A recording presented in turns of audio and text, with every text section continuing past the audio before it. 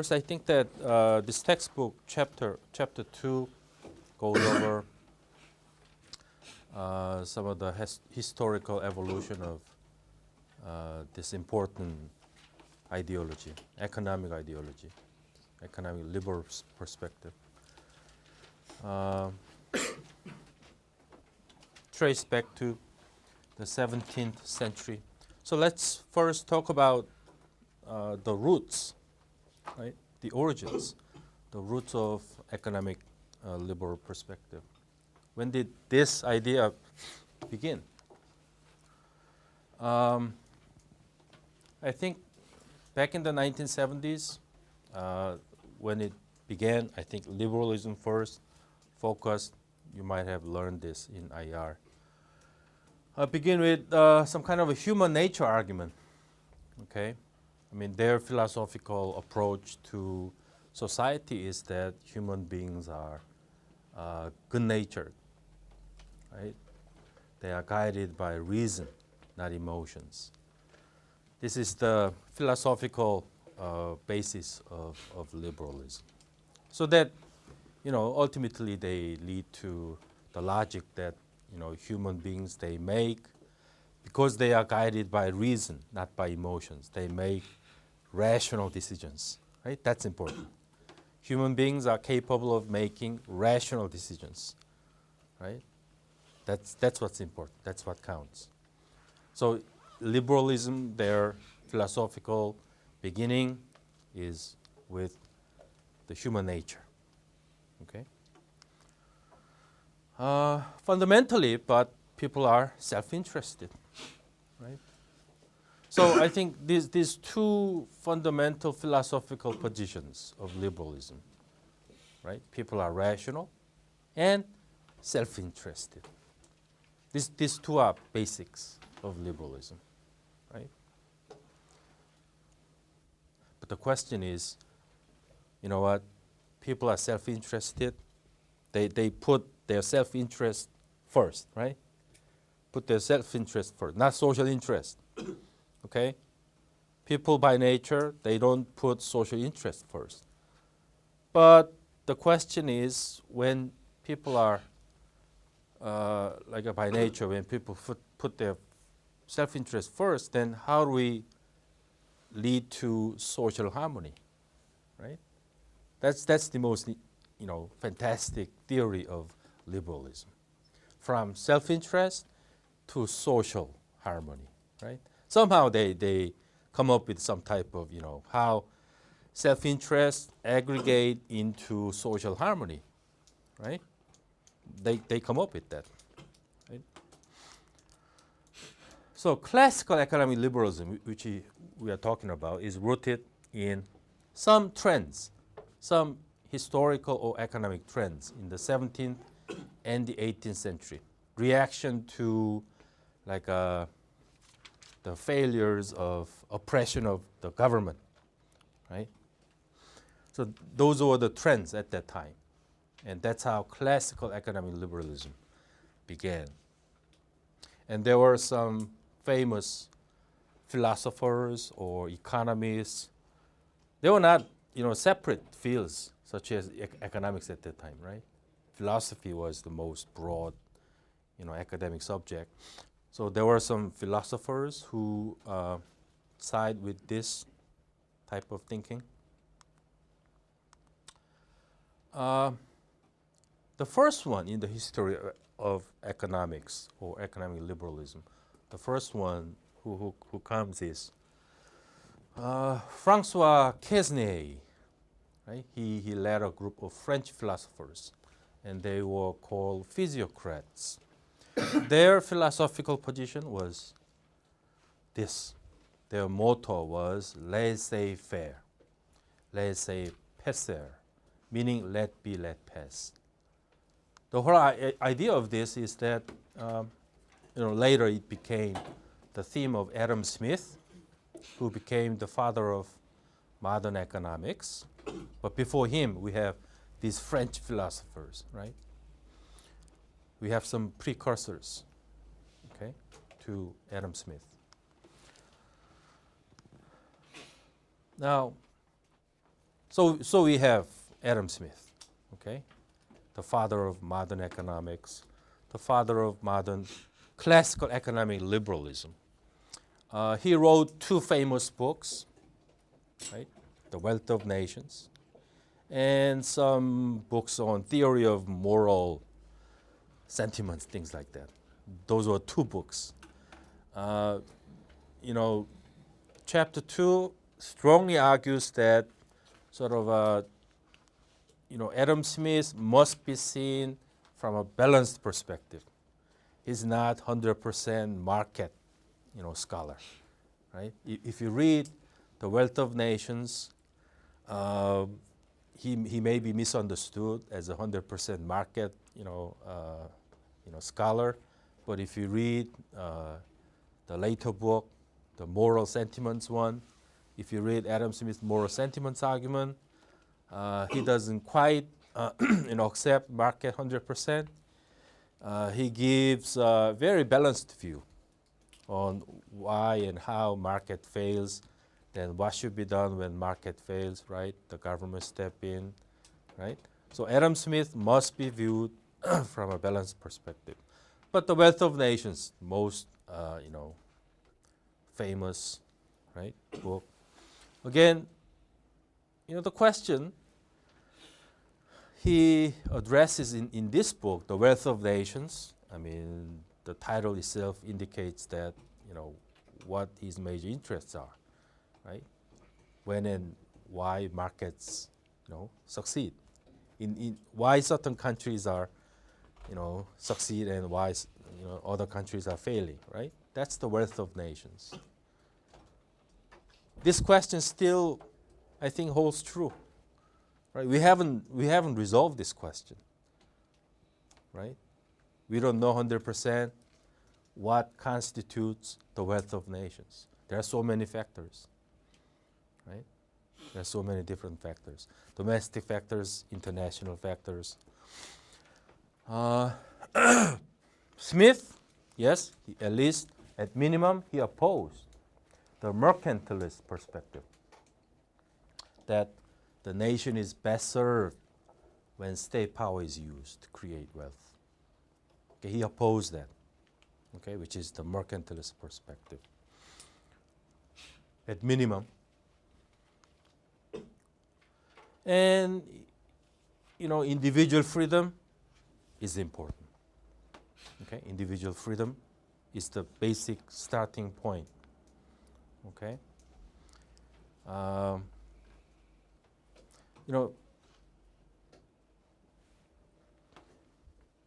the end of the day, I think still he thinks that state, the government, has some, comes with some negative connotations, right? State, the government, they abuse power.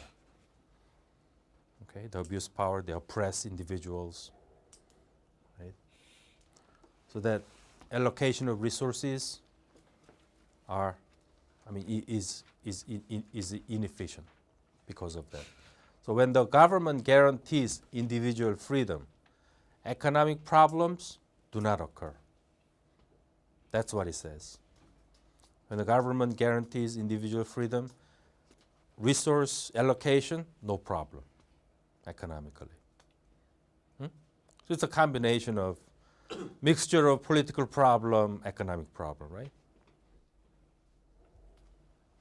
At minimum, this is his minimum position.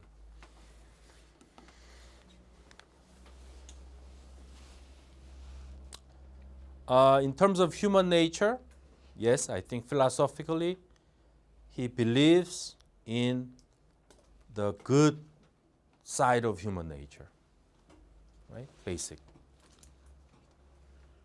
People can cooperate. People are rational, although people are self-interested, right?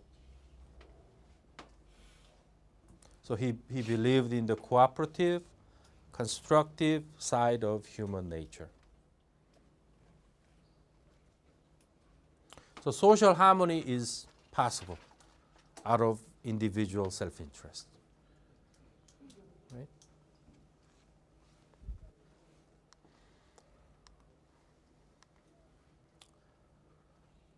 I think so. He's coming from individual choices and self-interest to we get to this. So social interest, the best interest of all society, right? According to him, is possible when individuals make rational choices. Right? So this shows how self-interest aggregate into social interest. Because for philosophers, I think for many philosophers at that time, this was the huge question, the biggest question. How individual self-interest aggregate or not aggregate into social interest. The gap between individual interest, social interest. This was the huge philosophical question. The way Adam Smith solved this problem is, I think, his unique perspective, his unique philosophical or economic or social perspective on just his views on this individual rationality. And there's one more. There's one, I think, between social interest, individual interest, there's one more variable that link these two. Very famous sort of a tool for him, which is this. Social interest, individual interest, mediated through this. This is the ingenuity of Adam Smith. Invisible hand. Invisible hand. This is the creation of Adam Smith, the great creation, which laid the most important foundation for modern economics. So individual interest aggregated into social interest through invisible hand, which also links to political freedom, U.S. type of democracy. I think this laid the foundation for American type of democracy. Right? Pluralism. Pluralism. Invisible hand. Although, in terms of how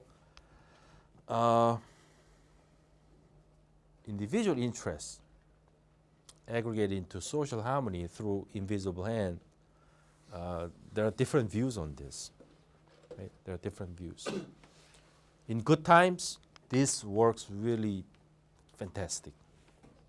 But in bad times, this becomes very ambiguous because we don't see what that is, because it's invisible. Right? So a lot of debates, revolve around this concept, invisible hand. Right? Globalization of the international economy. Globalization goes by invisible hand through market forces. Right? Through market forces. Different countries have different national interests, right? But different national interests aggregate according to invisible hand at global level, aggregate into global interest, global harmony, right? But how it really works, we don't see, because it's invisible. So Adam Smith laid the foundation for all these, right? Different applications of theories. So invisible hand guides the economy and promotes the public good, common good, the public good.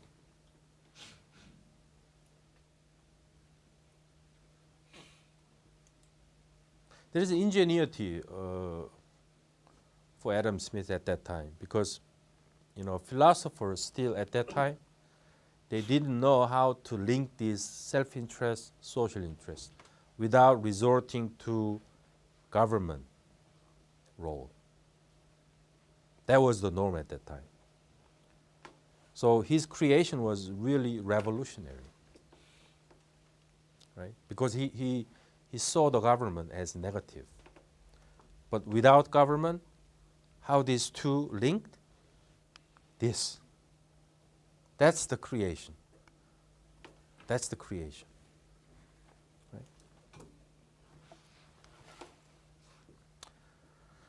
But if you read Theory of Moral Sentiments, his other book, you have sort of second thoughts on his philosophy. Because many of the ideas in this book, in the Theory of Moral Sentiments, they came later than The Wealth of Nations. It seems like it contradicts his previous theories, orthodox, classical economic liberalism. Because he is quite clear, he makes it clear that the state has some necessary and legitimate functions in society. So he leaves some possibility, right, for the failure of this invisible hand, right, or market forces.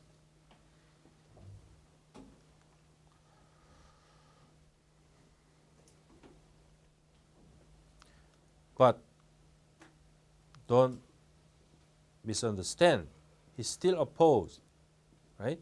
Having the state dictate investments, right? Commercial activities, right? But he supported state role in terms of, right, regulation, right? Monitoring, regulation, and competition policy.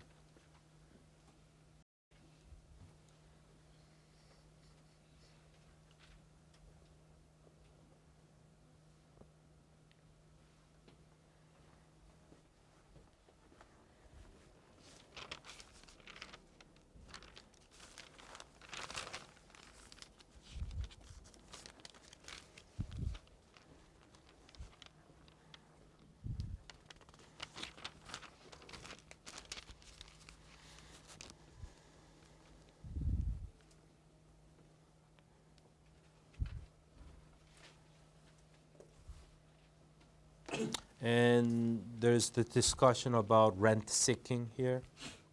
You might want to understand the term rent seeking. So Smith, his one of the concerns about the market economy was the rent seeking, which is the manipulation of the state to rig the market, okay, in such a way as to reward powerful business people.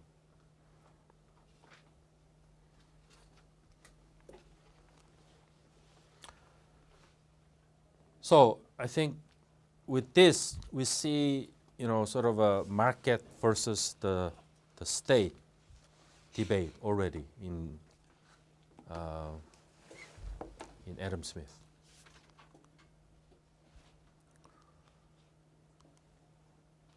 Now, then we have shift to David Ricardo. Okay. David Ricardo followed Adam Smith in adopting the classical economic liberalism. David Ricardo, he is known as a scholar who applied classical liberalism to international free trade. Okay, that's the importance of David Ricardo. So he's a classical liberal economist, particularly in terms of international free trade. Okay. So he followed Adam Smith but particular champion of free trade. Okay, so free trade theories flourished in David Ricardo's work. Like, for instance, he opposed the British Corn Laws, okay, the British Corn Laws was a restriction on agricultural trade. So his argument about why they should be, cancelled, why the free agricultural trade is important. So he laid a foundation for international free trade theory.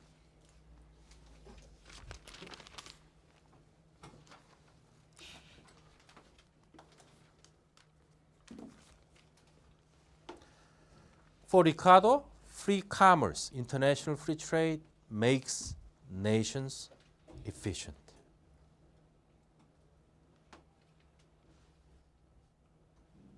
Well, we need to think about this.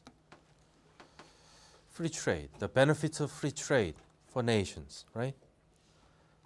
Free trade could make nations better economies, better political systems, right? Better republics. So the impact of free trade on domestic economies and political systems.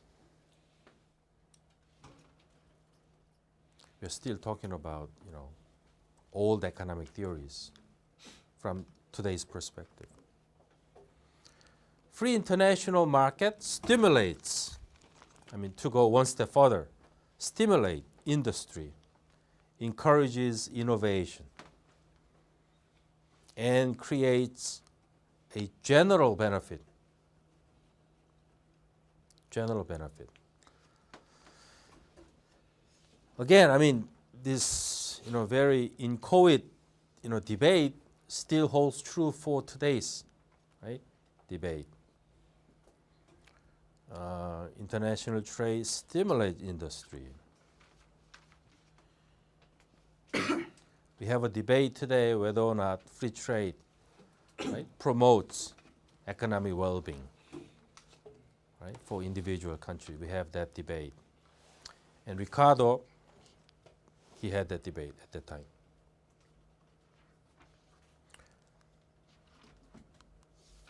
Now, John Stuart Mill, John Stuart Mill. How liberal perspective evolved with John Stuart Mill. In fact, he wrote again, he had famous books, right? He had a couple of famous books. You don't need to remember these books. Like, for instance, Principles of Political Economy. That's what John Stuart Mill wrote. Principles of Political Economy. And in fact, that book, The Principles of Political Economy, was published, did you know, the same year as the Communist Manifesto was published by Karl Marx, right? So Karl Marx, as one of radical structuralist scholar, he published the Communist Manifesto. At the same time, John Stuart Mill, as a classical liberal economist, he published the Principles of Political Economy. The Principles of Political Economy. I haven't read it. I don't know how many read it. John Stuart Mill's Principles of Political Economy. There must be, big arguments there about political economy. Many aspects about the domestic side of political economy, right? Rather than free trade. David Ricardo was devoted more to free trade side of political economy, but looks like John Stuart Mill, he's more devoted to domestic side of political economy, right? Now, let's see what was his main argument, main points. I think he succeeded market versus state debate from Adam Smith clearly, right, and David Ricardo. But he clearly took this debate one step further, right, clearly. In a way that he first acknowledges the problems, okay, created by the markets. Because already, these problems in market already clear by that time.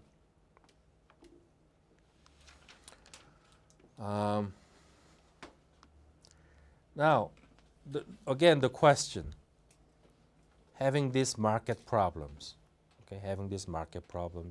and then he proposed to achieve, right, or to resolve market problems.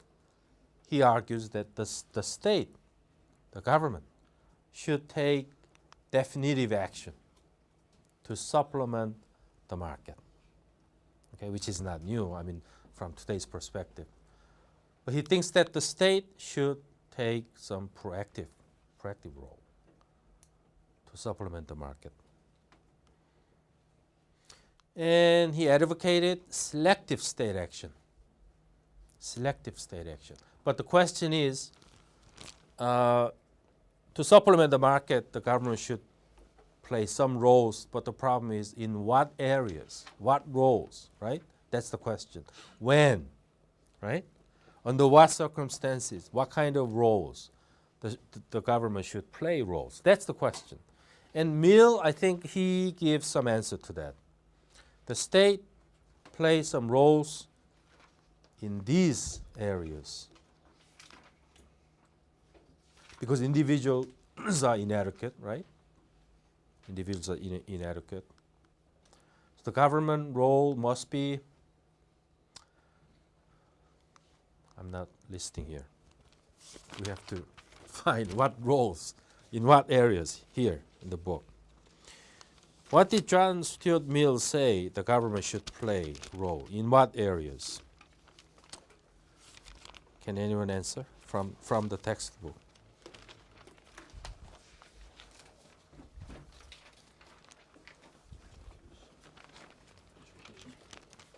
Yeah, that's my question. Huh? What? What areas? Education. Okay, education.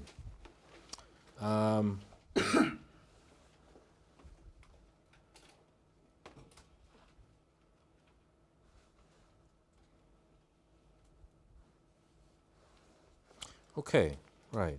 The guiding principle for him was still laissez-faire, right? But education, yes, the government could play some role, right? Right. So the question for Mill are when, how, and how far is government's visible hand justified? Right? This is the question. I'm stating from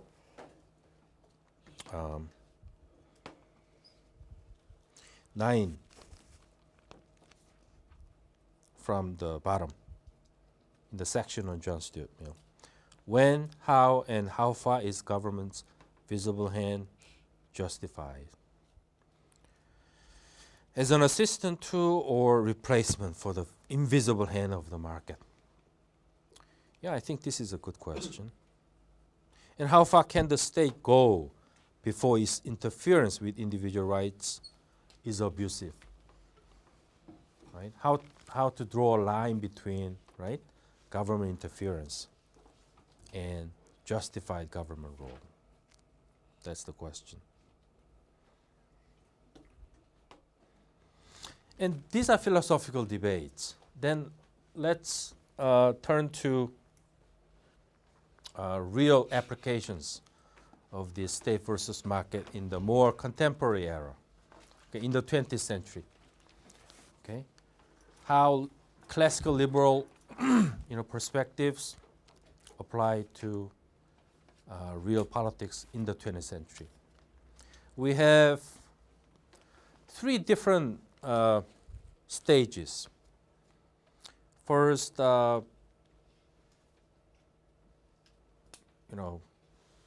the early 20th century, so-called the Keynesianism.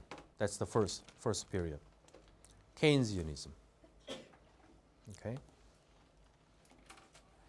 So we need to, discuss in terms of, political economy, what is Keynesianism? Okay. How market versus state debate evolved under Keynes period. Okay. Then second period, post-war period. Okay. Post-war period.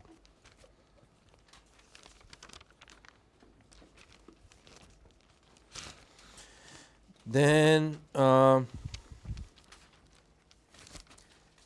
economic liberalism, there was a resurgence of economic liberalism.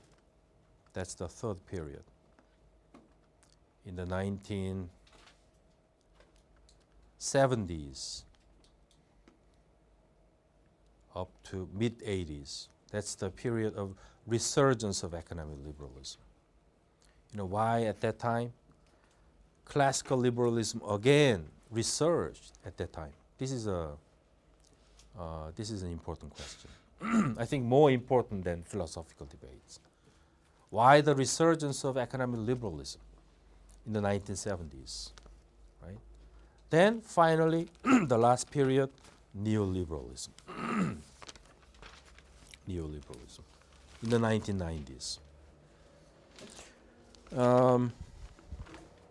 First, Keynesianism. Let's talk about Keynes. What happened under John Maynard Keynes? Classical liberalism took another turn under Keynes. In the 1930s, Keynes' ideas were popular in the 1930s through the Great Depression period, right? And World War II until the early 1970s. So from the 30s all the way up to 1970s, early 1970s, it's called Keynesianism. Keynesianism.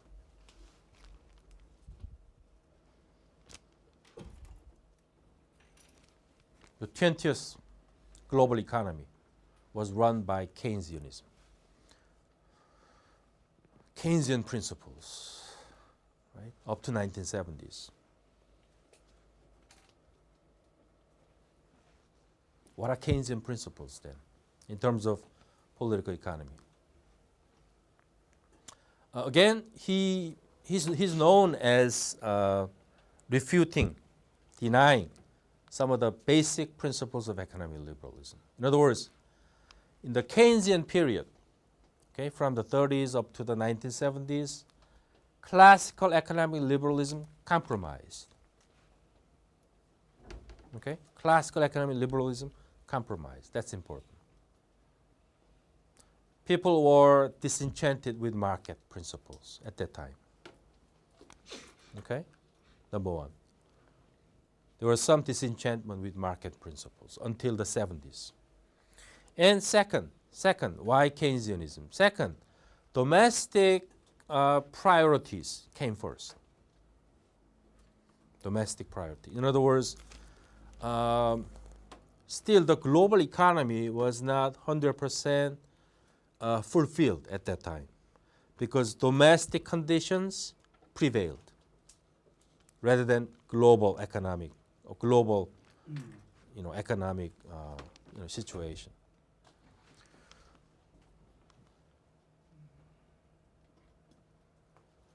And why market? There was disenchantment with market because there was failure of market, right? The evidence was Great Depression. Okay, the Great Depression. Great Depression is similar to the financial crisis we faced 2008 and 2009. Right? So invisible hand sometimes wrong in a catastrophic ways. Right? So Keynes came in as an economist, as a policymaker, then he redesigned the global economy so that, in his view, the reason for market failure is individuals, they tend to make decisions that are not particularly rational. Right?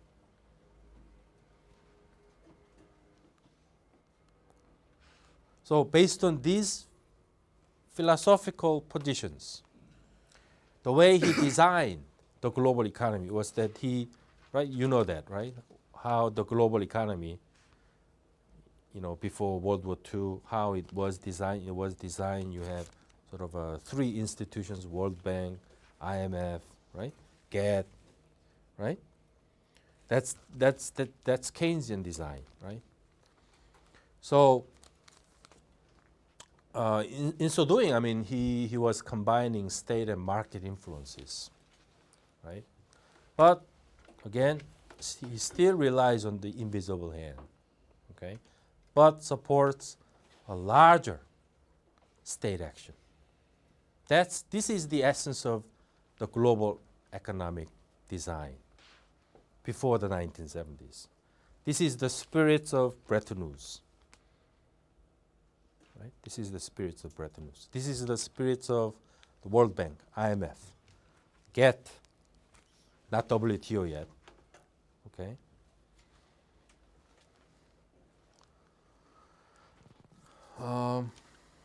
Because, right, the state, according to him, must use its power to improve the market. Okay. But the state must not be aggressive, nationalistic, or mercantilist.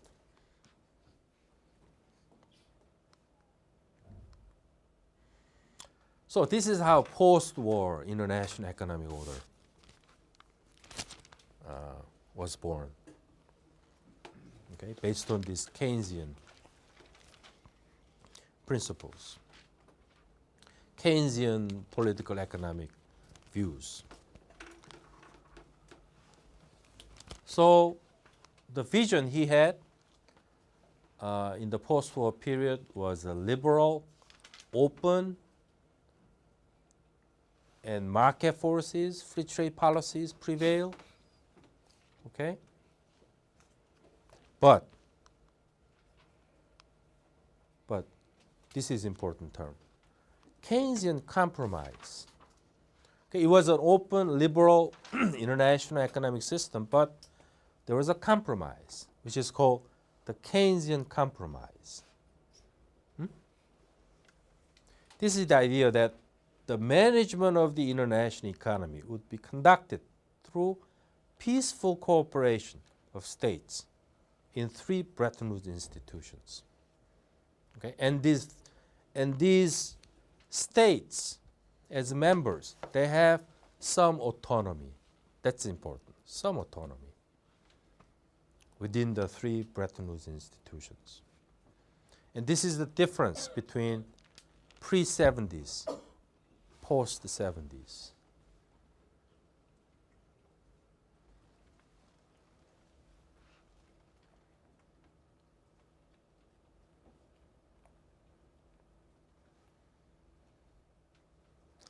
Then this post-war international economic order based on Keynesian principles or Keynesian compromise and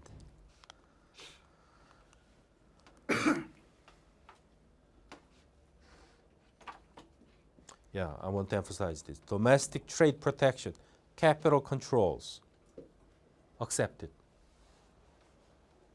Okay, under the Keynesian system.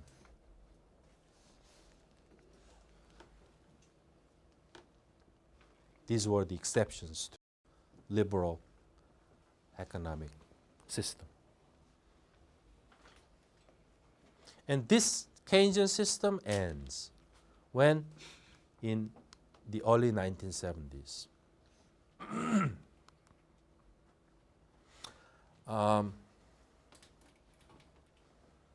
One more term. Keynesian system was embedded liberalism. Okay? The type of system that I mentioned was called embedded liberalism. And this was maintained through the 1970s. Okay? Early 1970s. Again, under that system, international markets were subject to social political restraints. This is embedded liberalism. Okay? Embedded liberalism.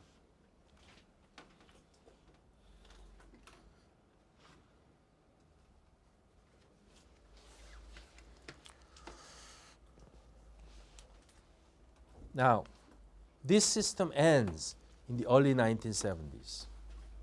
Okay? Early 1970s. What was the beginning of this end of Keynesian system or embedded liberalism?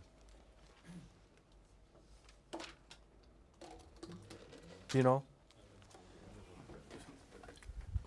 No, we are talking about early 1970s. No, end of Cold War already passed, right? The Keynesian system, embedded liberalism, and in the early 1970s, when something happened. What happened in the early 1970s? Yeah, some changes, right? There were some changes in the global economy, right? Like it begins with OPEC, right? This author begins with OPEC. You know, OPEC was founded. OPEC began to protest the global economic system, right? Developing countries sort of rise, right? Rebel against U.S. leadership. And economically, I think global economy was in depression, right? Was in depression. Then another thing, I think, along with embedded liberalism, I'm just summarizing from the textbook. Embedded liberalism, okay? Along with this, you need to remember hegemonic stability theory. Let me emphasize this one more. Hegemonic stability theory. In other words, the key to the management of the international economic order before the 1970s were these two principles: embedded liberalism, which is Keynesian compromise, and hegemonic stability theory. These two principles propped up the global economy before the 70s, before the early 70s. What is hegemonic? Hegemonic stability theory? Well, yeah, I mean, word by word. In other words, I mean, to make it simple, without powers like the United States, international economy cannot work efficiently. Economies work best when you have like a one dominant power. We need that. In order for the economy to work best, we need a very dominant power, hegemonic power, which is hegemonic power. That's hegemonic stability theory. So that from 1945 up to the early 1970s, international economies prospered. Okay? The reason it was hybrid liberalism. It was not 100% market system. Second, we had hegemonic power for these two reasons. Now, the logic goes like this. Then, after 1970s, particularly 1973, energy crisis, right? Energy crisis. Then, along with energy crisis, we have one more. The U.S. I think this textbook has that. The very important events, early 1970s. Just one sentence. They just mention in passing. Where is it? Huh? Page 65? Really? Oh, you're right. You're right. Yeah, you're right. 65. Page 65. 2,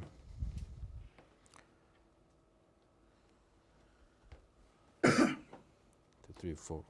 5 from the top. From the bottom. 5, line 5 from the bottom. There was some shifts in the economy, right? And thinking. Like there was disenchantment again with these Keynesian principles. Right? People began to deny Keynesian principles. Right? The evidence is like President Johnson's Great Society program was downgraded. Right? That's the evidence. And people began to attack Keynesianism. Right? And 1973, in the United States, the U.S. replaced its fixed exchange rate system with a flexible exchange rate system in 1973. This is an important turning point. Important turning point from embedded liberal system or hegemonic stability system to another system. So 73 was a turning point. There was an energy crisis, and the U.S. gave up on fixed exchange rate system. That was the turning point. Then all these principles of post-war international economic order stopped after this. And new rules, principles appeared, emerged. Right? And what are these new rules? New rules, these new rules are called resurgence of classical liberalism. After 73, there was a resurgence of classical liberalism. After 73. Right? There was a resurgence after 1973. And hegemonic stability theory weakens because the U.S. no longer hegemonically ruled the international economy. So that the international economy is a little bit destabilized because we no longer have hegemon. Right? We no longer have hegemon. And liberalism is not embedded in social system. Embedded meaning liberalism embedded in state, embedded in social organizations. Liberalism no longer linked to society or the state. Liberalism stands alone after 73. Who were the famous economic thinkers in that period after 73? Who were the founding thinkers after 73? Milton Friedman. Milton Friedman is the thinker, major thinker. And Hayek, Friedrich Hayek. These two scholars led the resurgence of classical liberalism.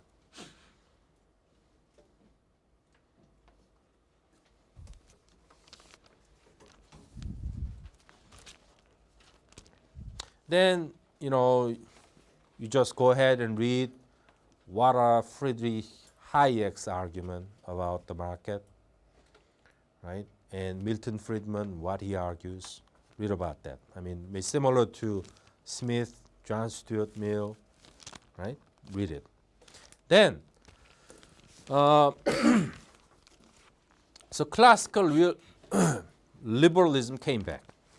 Okay, classical liberalism came back after 73. The reason was the economy was in depression, right? Because of energy crisis, right? There was energy crisis. The global economy was in recessions, so that people began to bring in market principles again, okay? And that's why liberalism resurged. In the 80s, this resurgent liberalism became neoliberalism. There emerged neoliberalism in the 80s. What is this neoliberalism? Neoliberalism is liberalism writ large in real politics, right? Real politics. Again, main characteristics of neoliberalism, same thing. Market is more important than state role, right? And economic growth is more important than stability, things like that.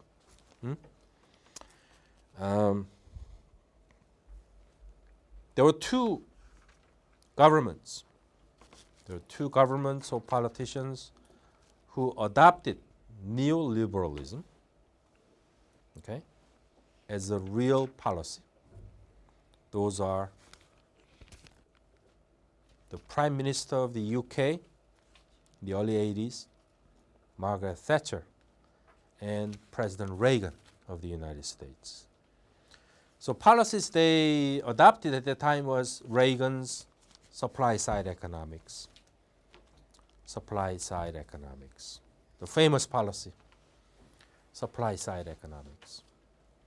In other words, economic policy is driven more by supply rather than demand management.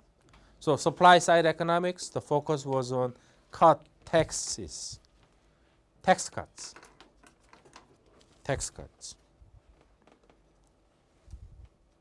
And these kinds of policies were called Reaganomics, deregulation of banking, or many fields in the economy. There was a deregulation, the banking, investment, right? Trade, there was a deregulation. This is Reaganomics. Same goes in the UK. Privatization, this is an important term. Privatization. These are new policy tools. In the 80s version of liberalism, these are new policy tools. Privatization, deregulation.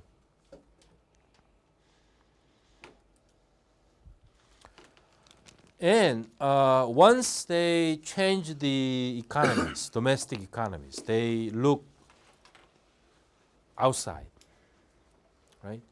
Then they promote globalization.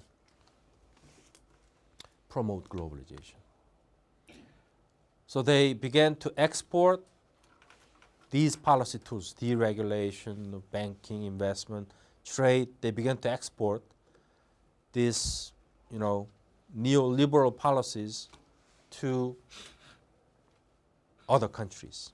That's globalization.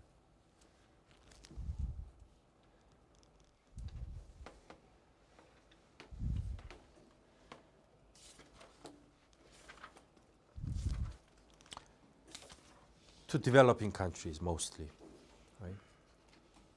Developing countries. So the idea was that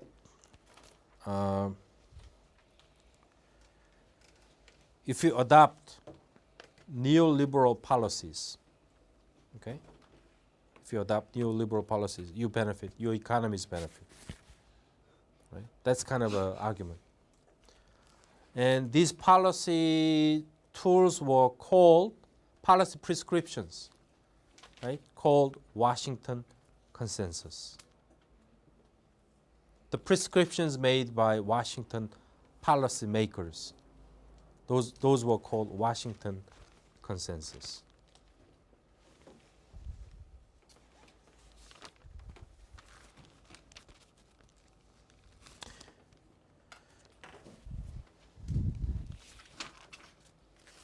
if you remember, late 1980s and 1990s, these 2 decades were defined by economic shifts in many developing countries because of these exports of Washington consensus in former Soviet economies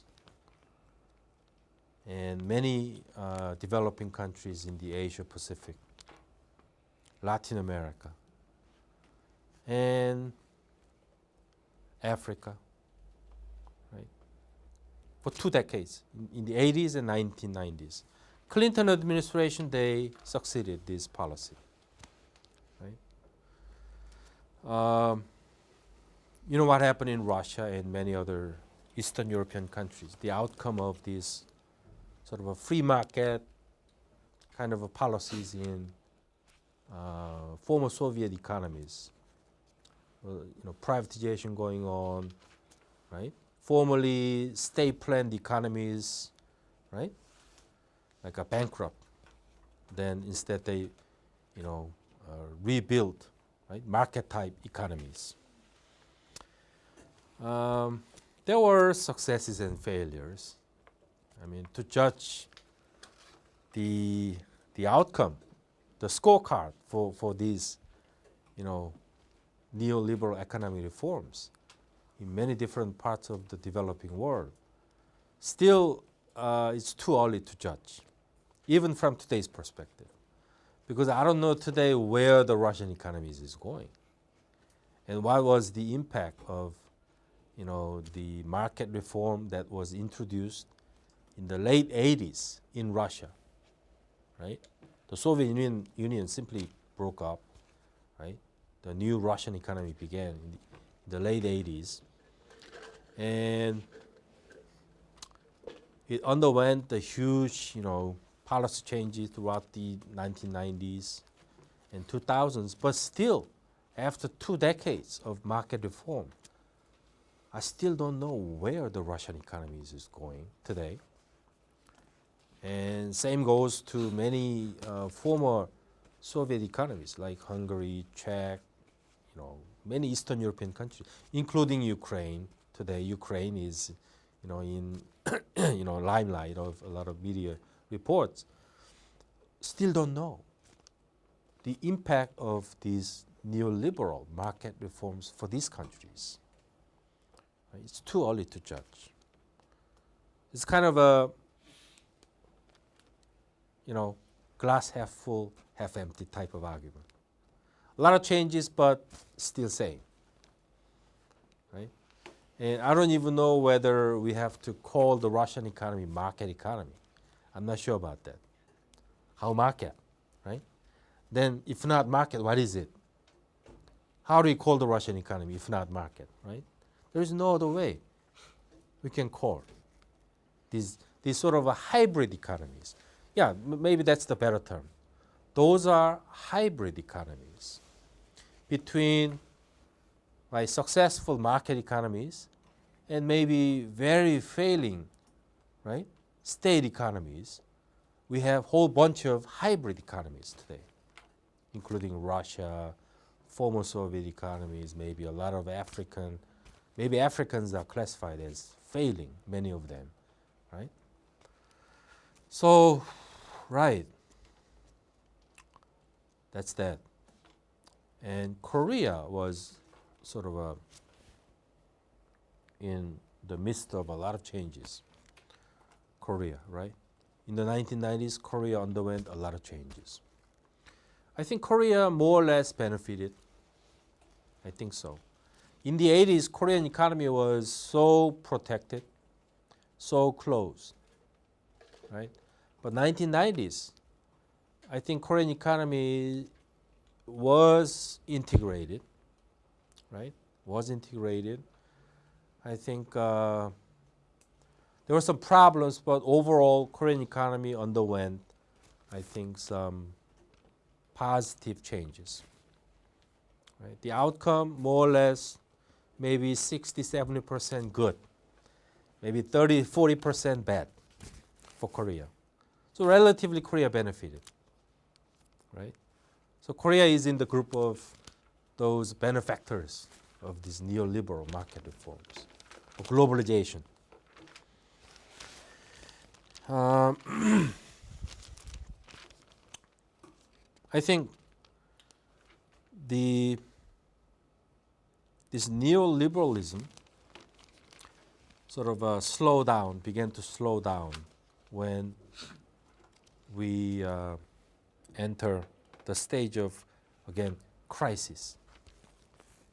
Right? Crisis. Globalization, I think, began to face resistance in the late 1990s. 1999, this textbook lists that, like Seattle, right? There was a protest, famous protest against globalization. And so rebellion against globalization and neoliberalism began, right, already in the late 1990s. And it culminated with crisis, financial crisis in the late 2000s.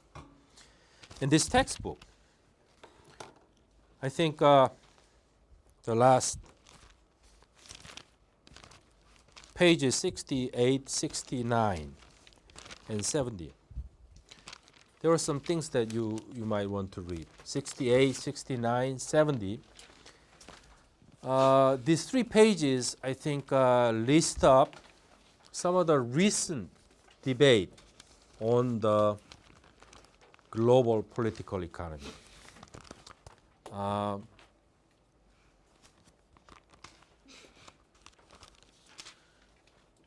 They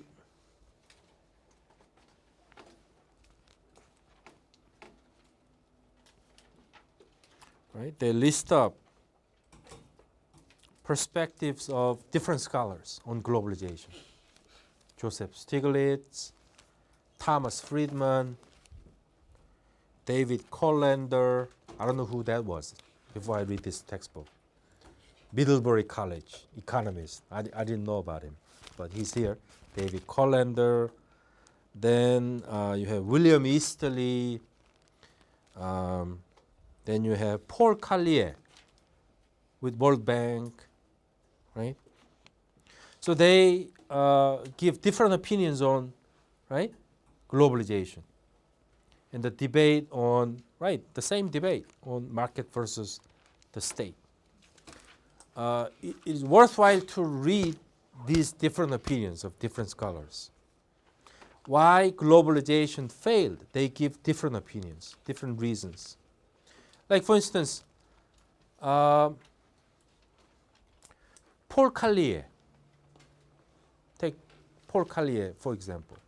Paul Collier with World Bank, his take on why globalization or neoliberalism failed in the 1990s and 2000s. What is his take on this argument, so-called the globalization argument? His take is that, his famous book, Bottom Billion, right?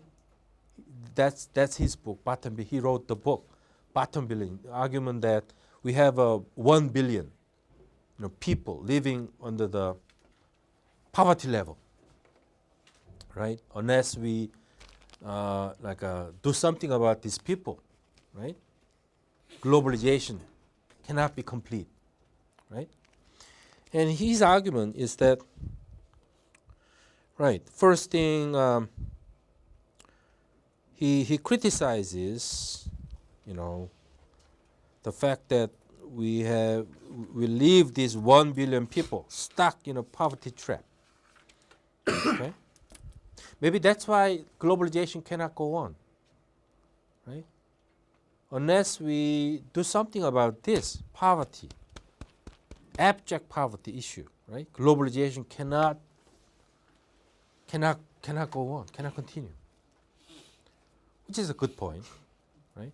In other words, after all this, good things about arguments about globalization, you still see right? Billion people living in abject poverty, right? There's a huge gap in the argument and reality, right? So it's a must read. I mean, Paul Collier book, and he has all other, books and articles. Paul Collier.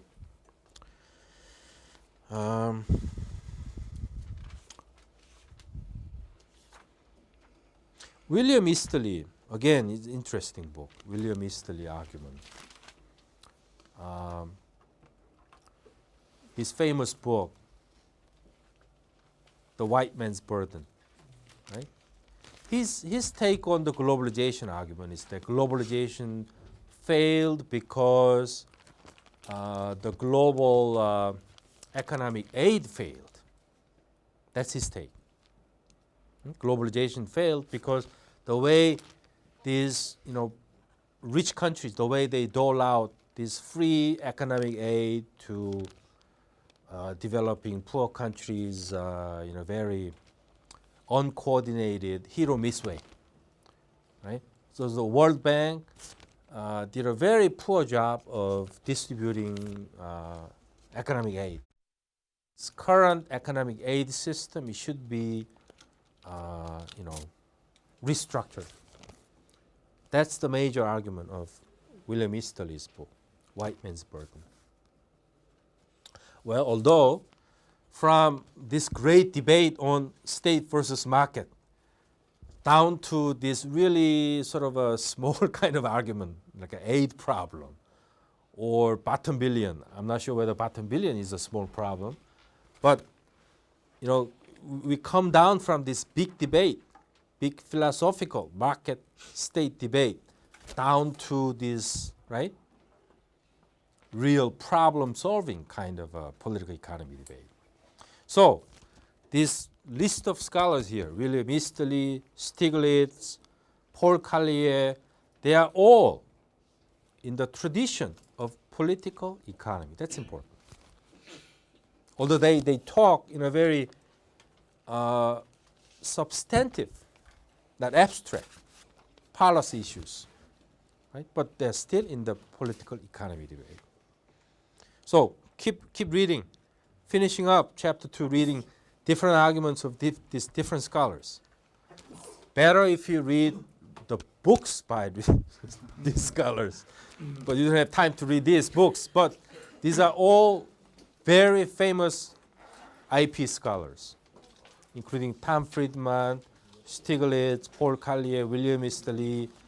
I think before you graduate, you have to read these books, not textbook summaries, real books. That's important. But I'm not going to test you on these books because I work from summary of textbooks. That's enough. So Thursday, right? Thursday, 1:30?